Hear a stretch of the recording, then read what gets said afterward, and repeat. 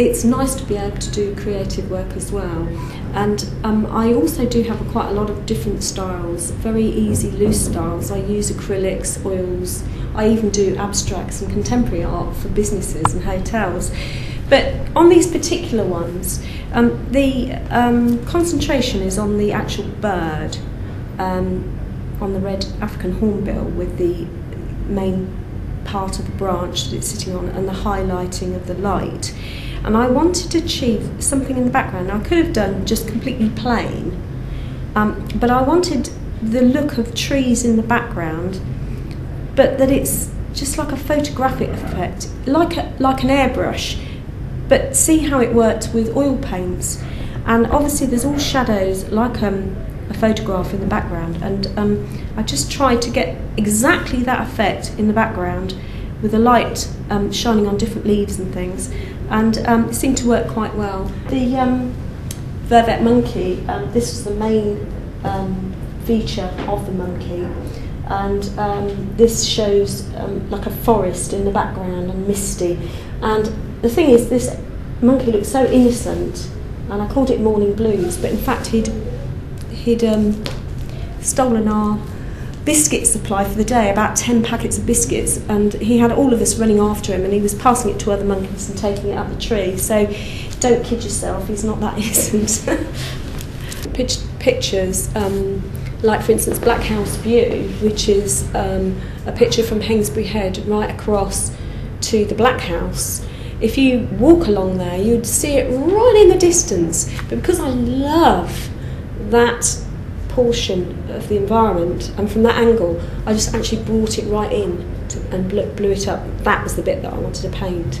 Well, I would do any commissions that I think I can possibly achieve, and I've taken on murals and portraits and local scenes, which is quite popular in this area particularly. I've done a picture of a man on some lakes, Lake Windermere, somebody's father sitting there with a check jacket and a little cap, and I had to borrow some of his shirt to get the folds right on the shirt, and he didn't know anything about it, so I had to borrow his cap, and so that I could paint it exactly like it was, so that was quite interesting. I've recently done a commission for somebody for Dunoon, the Carls of Bute, and they brought to me this very old painting about 40 years ago. He took a photograph of it, but it was very, very faded and very old, and I thought, gosh, that looks such a gorgeous place. I've got to see it though. You know, if I'm going to paint it, I've got to see it. So off I go up to Scotland, dragged my partner up, so we all went up to Scotland and travelled all around the Carls of Bute. And of course the view, the exact view from where we wanted to do the painting, is completely overgrown, so it was a little bit of a waste of time, but I thoroughly enjoyed the trip. And so I've just done that painting, and he's absolutely over the moon with it, and it's going to be a present for his mother, who's 100 years, so she's going to appreciate that. Another painting completely different was a rich burgundy sea, red deep colour sea, with a huge sun globe shining and reflecting on the water. This was quite difficult because it was really a vision of what this lady wanted. She hadn't really seen it anywhere, and she wanted the colours to match some silk flowers, deep dark red flowers, and some Indian wood and different things in her house, but it had to be the exact colours, and it was a vision of what she wanted. So of course, as I progressed and did it, she wanted it changed slightly, so I think we had 3 goes, and then the end result was absolutely stunning, and with a mirror opposite with a reflection in it, again it was really good, so it's something I've had. This was actually a commission. Some people asked me to do a painting of Muddyford from a certain point, to put boats in it and different things. They went into quite a detail. We were there for quite some time taking notes of what they wanted.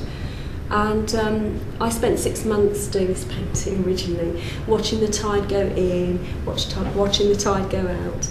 Unfortunately, I forgot to ask them whether they wanted it tied in or out.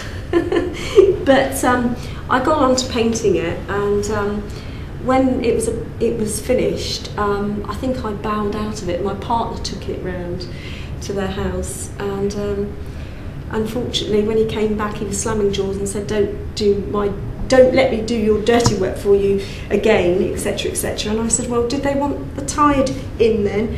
And he said, "No, they want you to do it again with the tied in." And I said, "Oh no."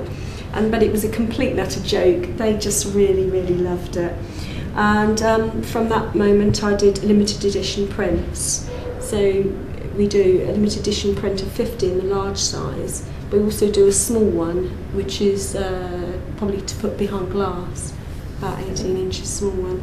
And I've only got a few left of these now. I've got a quite busy period. I'm at the Place Mill in May, the end of May. I've done quite a few demonstrations for art groups in the area. I've been to Bubbles, a little cafe on the corner of the High Street that way, and the diner. They're just doing refurbishments there at the moment, but previous to that I had an exhibition at the diner on the other end of the High Street. I've also had a large art exhibition at the Hiker, Hainsbury Head. That was before Christmas. And then at Lyndhurst, the New Forest Centre, after Christmas. Liverpool Way is the meeting place, a small restaurant over Sandbanks. Had quite a few exhibitions there. Well, no doubt have another one over there as well.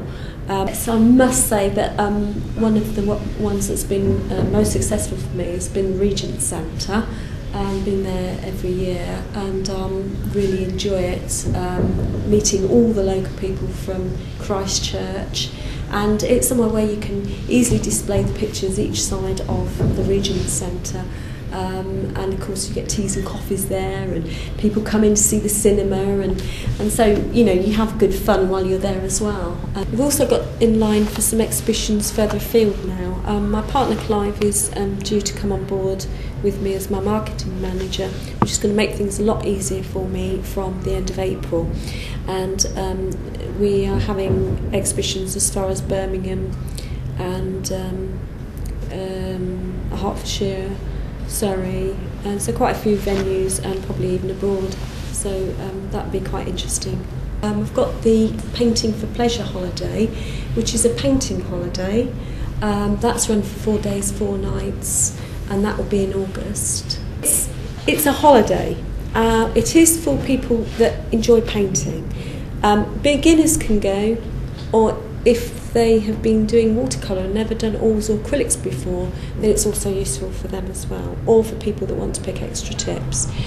We go out and we actually paint in a group and go out by luxury coach, live paintings. We might visit a beautiful site, sit there and paint, or in the forest.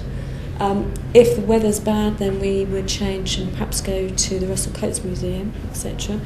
And it gives people a chance to actually paint out in the open. And then also I do demonstrations for actual art groups, and that would be demonstrations or workshops.